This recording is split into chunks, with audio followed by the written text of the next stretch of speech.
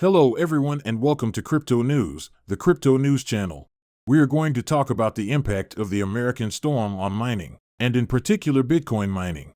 We are also going to talk about lots of other news. A year ago, new hack in decentralized finance. I'm also going to talk to you about stable coins, the number of transactions which has increased sharply over the year 2022.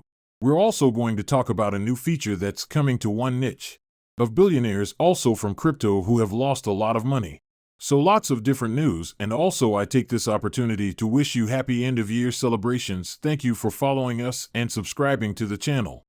We will go straight to the news with the storm that is currently taking place in the United States. And a very, very big winter storm is paralyzing a large part of the United States. There have already been 22 deaths a priori.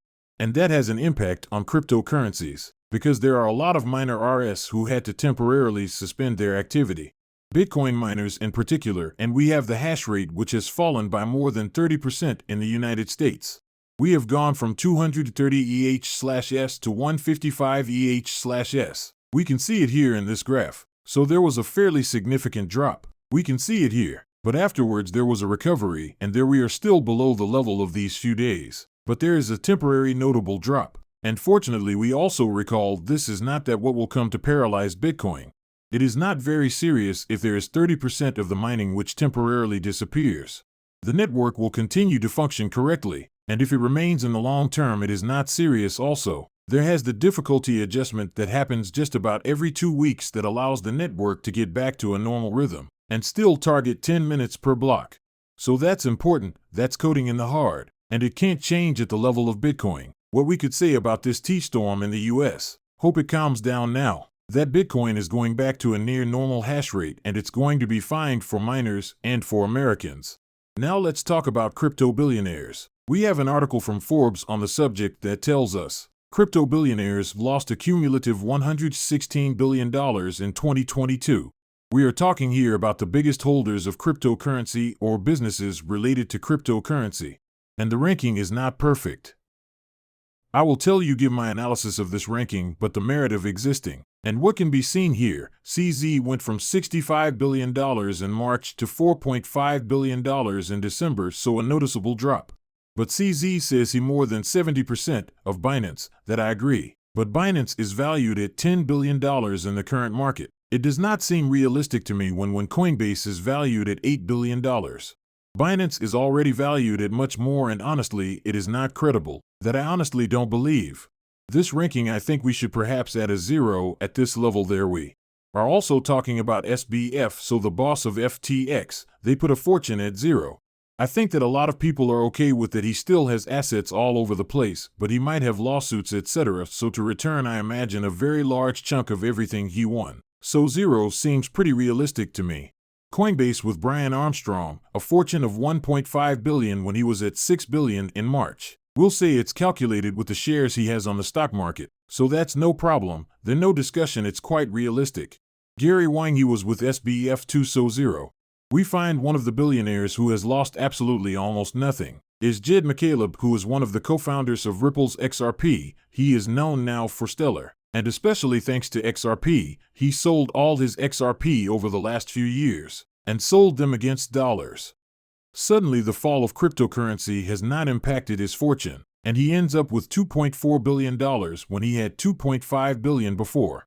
Another celebrity, we have Michael Saylor, who has a divided fortune almost by 3, from $1.6 billion to $600 million. We find the Winklevoss brothers also, who went from $4 billion to $1 billion. So those who are behind Gemini. And also they had a moment 1% of all Bitcoin in circulation. Here is in this ranking, it's still missing a lot of things. It's not perfect, as I said. It's missing Justin Sun, the billionaire who is behind the Tron blockchain. We don't see it at all here. They have also valued Barry Silbert, the head of DCG, at $0. So it's very worrying because they think that DCG is no longer worth anything like Genesis, etc. I've talked a lot about these cases and stories around a potential bankruptcy, which could happen soon too. Them, they are very pessimistic. Is it really worth 0? I don't know. I don't know enough about DCG's finances. So here I found it quite interesting to see. Tell yourself that if you have lost a lot of money, there are people who have surely lost a lot more than you. Let's talk about the stable coins. With the volume of stable coins on the blockchain, which increased to $7,400 billion in 2022. So we take the transactions that take place on the blockchain, we look at the amounts, and we combine all that, we arrive at 4 billion, which is huge.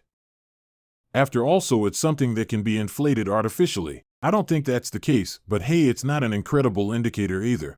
Especially since I've seen a lot of articles comparing it to Visa, MasterCard transactions, etc. As it has overtaken MasterCard and Visa, it will overtake it in 2023. I honestly don't know. It's not the same thing at all, but it's still an indication that there are more and more use on stablecoins in crypto and around the world. And for me, it is one of the most used applications. There has also been a hack in the last 24 hours. We had a hack on the Defrost project, a project on Avalanche, a decentralized finance project with promising returns. It started with a small flash loan, so someone who is in the process of borrowing money and then manages to manipulate the price, or in any case recover even more money. A small flash loan where a few $100,000 were stolen. But above all, what happened next is that there is an attacker. We don't know if it's the same or not. Another attacker who managed to get the private keys from Defrost Finance. And they made much bigger changes. In short, they completely changed how the protocol works to steal over $12 million. Some say it's a rug pull because that seems to be the keys developers who have been hacked. So the hack seems to come from within. Is it internal malice? Did the hacker manage to take control of the keys from the developers? It's something that is very complicated to prove. I think we'll never know. But once again, it shows the importance of immutable protocols, decentralized finance protocols that we can't change, or even the team can't steal from you. Even nobody can steal your money. I am thinking in particular of Uniswap, of Equity. I often repeat myself, but there are not many completely immutable decentralized finance protocols which therefore cannot be modified. And that is still good to advertise to those who are. Finally, I wanted to tell you about an update that took place on 1inch.